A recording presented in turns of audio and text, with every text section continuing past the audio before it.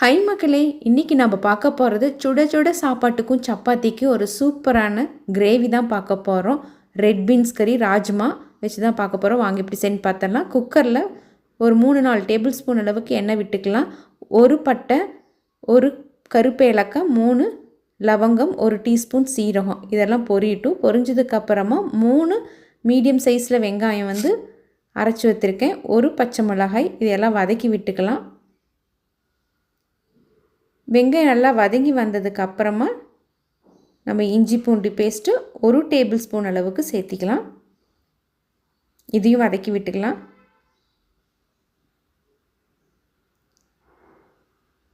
இதுக்கப்புறமா 5 தக்காளி பேஸ்ட் மாதிரி அரைச்சி ஊற்றுறேன். இது நல்லா வதங்கி வரட்டும். இப்போ மசாலா பார்த்தலாம். 1/4 டேபிள் ஸ்பூன் மஞ்சள்தூள், 1 டேபிள் ஸ்பூன் காஷ்மீரி மிளகாய்த்தூள், 1 டேபிள் ஸ்பூன் தனியாத்தூள். இதெல்லாம் பச்சை வாசனை போகிற வரைக்கும் வதக்கிக்கலாம்.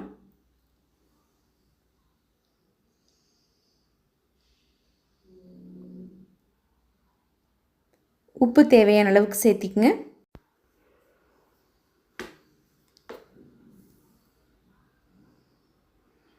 ரெட் பீன்ஸ் பார்த்திங்கன்னா நான் 8 மணி நேரம்லேருந்து 9 மணி நேரம் அளவுக்கு ஊற வச்சுருக்கேன். இதை சேர்த்திக்கலாம். 100 கிராம் அளவுக்கு சேர்த்துறேன். நீங்கள் ஒரு 125 கிராம் அளவு வரைக்கும் இந்த கிரேவிக்கு செய்யலாம்.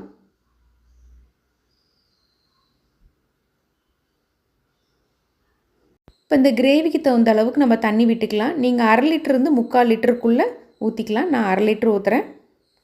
இதை நல்லா ஒரு கொதி வந்ததுக்கு அப்புறமா மூடி போட்டுக்கலாம். இந்த அளவுக்கே போதுமானது.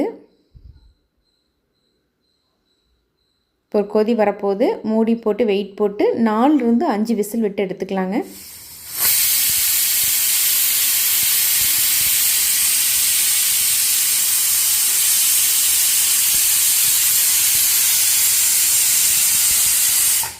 ப்ரெஷர் ரிலீஸ் ஆனதுக்கப்புறம் ஓப்பன் பண்ணி பார்த்தலாம்.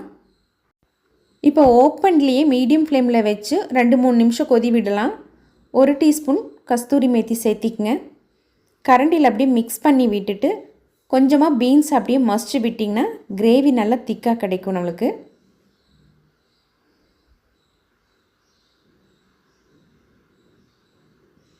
இப்போ அடுப்பு ஆஃப் பண்ணதுக்கப்புறமா 1 டீஸ்பூன் அளவுக்கு லெமன் ஜூஸ் விட்டுக்கலாம். குறைவாகவே விட்டுக்குங்க. அவ்வளோதாங்க. இனி கொத்தமல்லி தழை தூவி சுட சுட சாப்பாட்டுக்கும் சப்பாத்திக்கு சர்வ் பண்ணிட வேண்டியதான். நீங்களும் இதே மாதிரி செஞ்சு பார்த்துட்டு எப்படின்னு சொல்லுங்கள். நாளை வேறொரு பதிவில் சந்திப்போம்.